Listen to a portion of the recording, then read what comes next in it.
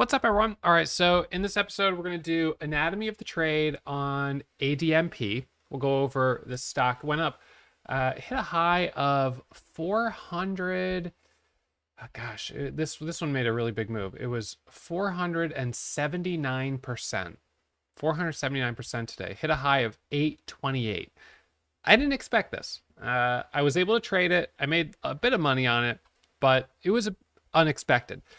So I think it's worth talking about this trade, the anatomy of this trade, and we can highlight during this episode kind of what is happening right now in the small cap market, because we're seeing a bit of a shift where we're certainly seeing more opportunities, and I think this is something to pay attention to.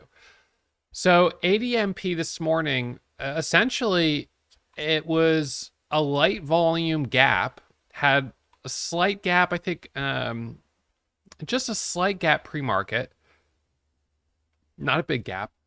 And at the open, it squeezes up to $1.60, and then all of a sudden pops here from $1.60 to $1.80, $1.95. It pulls back, it breaks over 2, it goes to 210, and right in here, it pulls away to its first halt at 244. So essentially going from $1.60 up to 244 very quickly.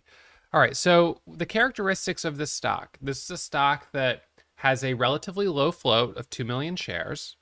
It is certainly priced under $20, which makes it popular among retail traders. It is a somewhat recent reverse split. There was a reverse split back here on May 22nd that was 70-1. That's a pretty big split. It also has quite a lot of room, or it did this morning, up to its 200 moving average. The 200 is at $10.07. Now, this is a stock that it's a pharmaceutical company, which is fine. I didn't see anything super exciting in the news headlines about it, so I was a little bit surprised that it was popping up as much as it was. But I think what we had here was a case of whatever is moving, traders are going to jump on it. And that was, we've seen that in the past few days. We've seen a couple of really huge moves, and a number of them have been on stocks that did a recent reverse split. All right, so in the case of ADMP, it starts squeezing up right here, and essentially it started hitting my scanners as it broke over $2. And when I saw it breaking over 2, I was like, man, this thing is moving quick. So I jumped in with a starter at $2.30, which was like kind of right in here on this pullback. And I was then looking for it to halt up, and it did. It halted up at $2.44. So this is a little bit of a hard setup for a lot of beginner traders, because you're like, man, this thing is just kind of like squeezing up. I don't really understand the entry here at $2.30. So what I was looking at was the level 2. So I have my level 2 window up, ADMP, and I see that it breaks over 2, and then I see 210, 218, 220. These candles here hits a high of 226. It dips down. We know it dips down because you can see the bottom of this candle wick. So it dips down, and then it comes back up, and it breaks 26, and that's where I got in right there as it broke over 30. So I got a little bit of slippage on my entry. It would have been nice if I'd filled right at 26, but I filled at 30. And then it hits a high of 36, and it pulls back for just a second again. And then it goes through 36 and goes up to 40 and halts up at 44. So because this was a stock that was a somewhat recent reverse split with a very low float that was squeezing up, I thought that traders would jump on it because we've seen really good follow through on these recent reverse split setups. Like yesterday on SNMP, which went from 43 cents all the way at pre-market to over $14 a share. So when you see a setup that's working, you're going to be more inclined to jump on it quickly. Right now, it's recent reverse splits and SPACs, but in other markets, it's IPOs, or it's Chinese stocks, or it's pharmaceuticals. So it that kind of shifts, what's hot right now. But right now, it's been reverse splits. And so, this is another reverse split here. And I think what's worth commenting on here is that during the bear market of 2022, so during the last year of being in a bear market, a lot of these small cap stocks dropped a lot. And because they were dropping a lot, A lot of them ended up doing secondary offerings to raise money. So we were seeing a lot of offerings. But because their stocks price got below $1, a lot of these small caps did reverse splits. So these reverse splits have resulted in there being a lot of stocks listed on the market with tiny floats. And when you have a stock that has a really, really low float, like we have on AURC, which isn't a reverse split, but it's just an example of a low float stock, this went from $10 basically to $60 in 2 days. Or SNMP, which was a reverse split. In this case, this went from 40 cents to over $10 a share, up to 14, over 14. I mean, this is an incredible move in terms of percentage moves. This is just, it's huge. And I think we're going to be seeing more of them because of the number of stocks that have sold off so much and then have had to do reverse splits, which has gotten their price above $1, but has reduced their float. Now, we may see secondary offerings follow some of these moves. That would be very common. I would be surprised if we don't. We won't see it on every single one, but we will certainly see reverse splits and then secondary offerings. That's a cycle. The secondary offering diluting the value of the stock, then the price goes down, and then again another reverse split later. This was the type of move that in 2016, I believe it was, led to the short squeeze on DRYS. DRYS went from like $5-6 a share up to over $115 a share, which at the time was just insane. It was like unheard of. And that was because it had done a series of reverse splits, and every time it did, people shorted it and just it kept going lower and lower and lower. So in a way, by doing the reverse split, it kept going back to like $8, and then people would short it back to 50 cents, and it would go back to 8. People short it back to 50 cents. It kept happening again and again because of the reverse split and secondary offering cycle. And then it had one where it went to 8, and then all of a sudden it goes to 12. It's up 50% on the day. And now some of these people that are shorting it are getting forced to cover. But the float is so tiny, they're trying to buy, but there aren't really very many sellers, and it goes to 16. And then it goes up to 20, to 25, to 30, 35, 40, 45, 50. And now it's just parabolic, straight up. So we've seen a bit of that in the last couple of weeks on recent reverse splits. So these are stocks that have been beaten up for a while. The bear market didn't treat them well. The company had to do a reverse split to get their price back above $1, and the result is a very small float. And when short sellers start to get squeezed out, you could see some pretty dramatic moves. So back to ADMP. So on ADMP this morning, it halts up on that first halt, and initially it was showing a 260 resumption, and then it was like 265, and then it was 270, 275, 280, 290, $3, 310. It ended up resuming at $3.13, which was a really strong resumption. It dips, and as it curls back up, I bought the dip, and now it goes into a second halt up at 376. It resumes higher. It opens here at 430. It dips down. I add it again on this curl as it comes back up, but I'm adding smaller size, like 1,500 shares, 1,000 shares, because buying something this extended when it was just at $2 is very risky. So, I took some profit off the table, and then I added back with smaller size, and we ended up getting a high a day of $8.28. I'm not sure what my best exit was. Let's see. I see I filled 70 shares, 70 at $8.25, and I filled 35 shares at $7.91. So those were my two best exits, small size. It halts down, ends up pulling back a bit. It does try to curl right here to 6, and then flushes back down to under 5.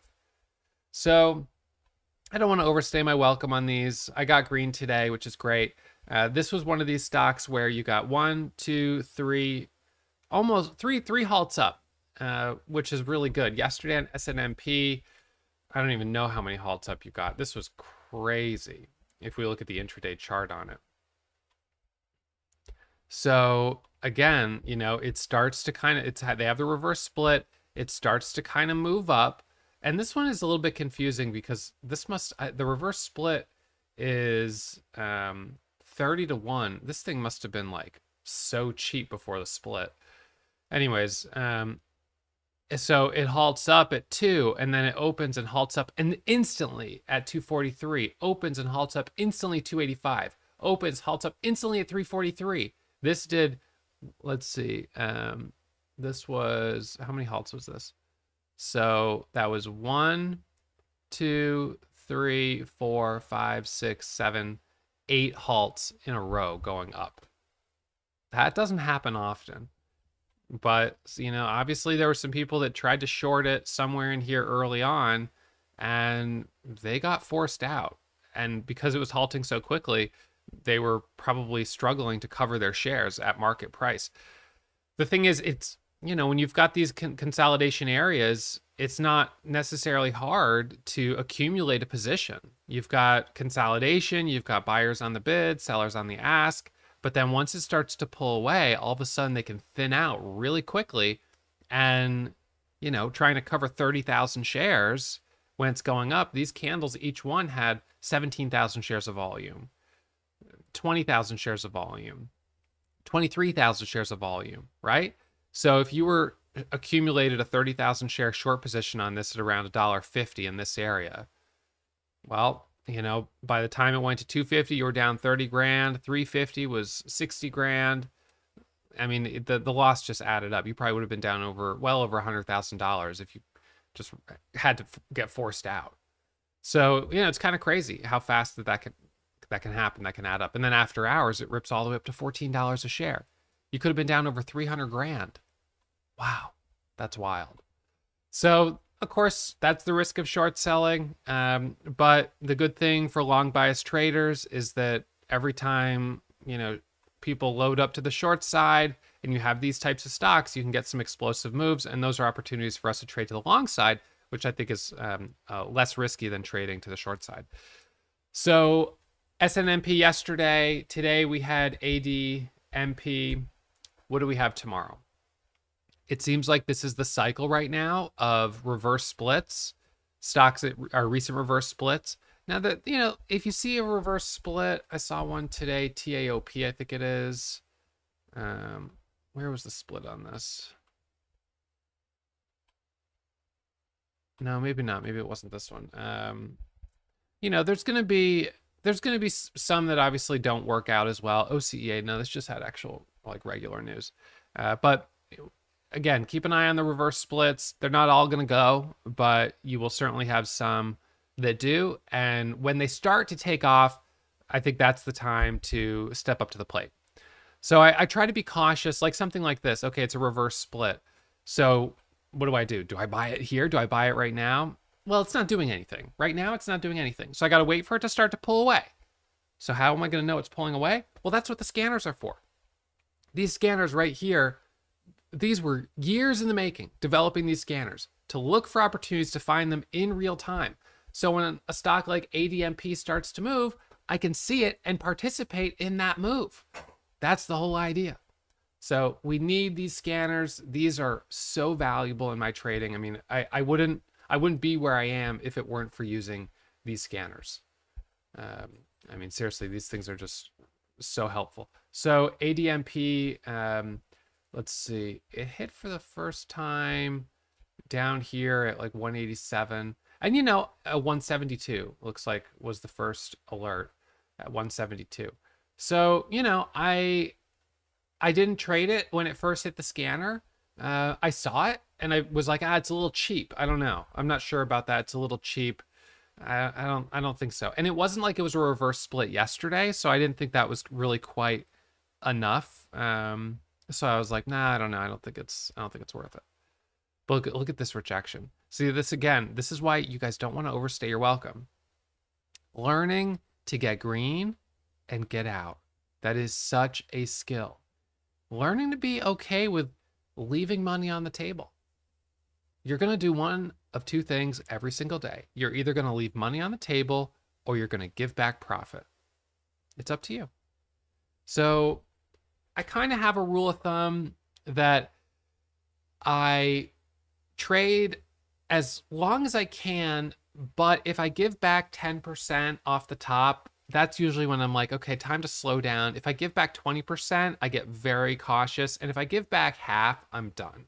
So today, just for instance, I was up $4,900 pre-market. I think it was $4,900 pre-market.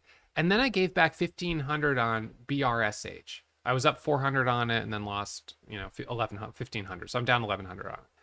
So I was up at that point only 3,500.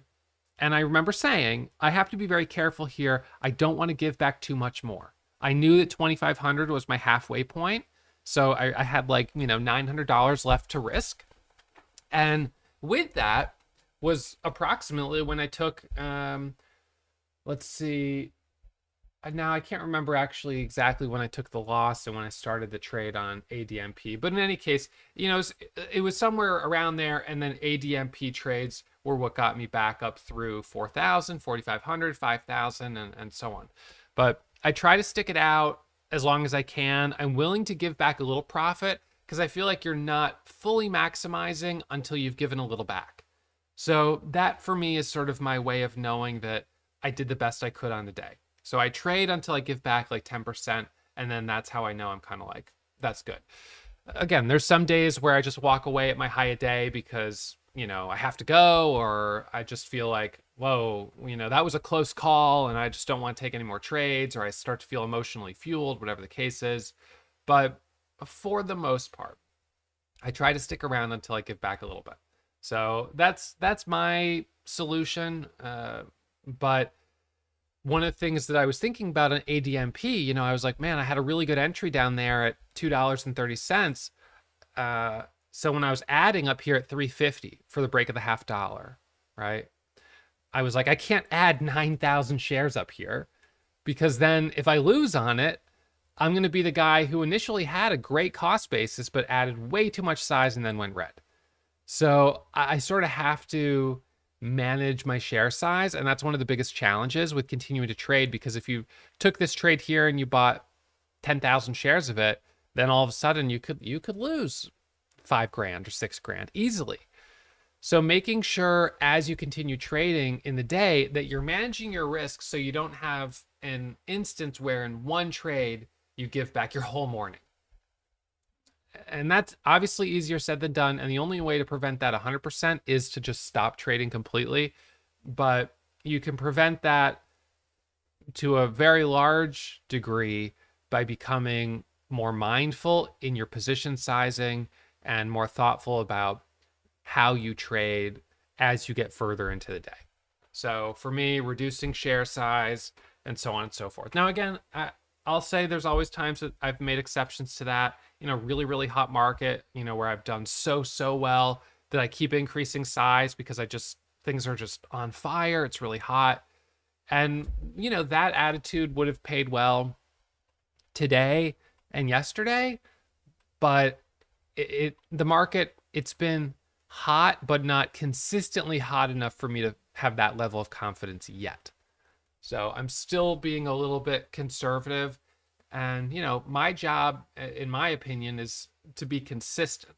So it's not to have, the biggest green day necessarily, followed by a big red day. It's to try to be consistently green. And that's over long periods of time, years and years, a decade, long periods of time. So this is a marathon, not a sprint. But, part of the marathon, no doubt, is learning when are the times within this race, so to speak, to try to, make up some ground and really lean in and put the pedal to the metal. And when is it time to pace yourself, settle in, and, be willing to just jog through the rain for a while, so to speak. So anyways, I hope this has been helpful. Anatomy of a trade on ADMP up at a peak 479% today. Reminders always, trading is risky. My results aren't typical, and there's no guarantee you'll find success. Whether you trade on your own or you learn from me. So manage your risk, take it slow, and don't try to blindly follow me or anyone else.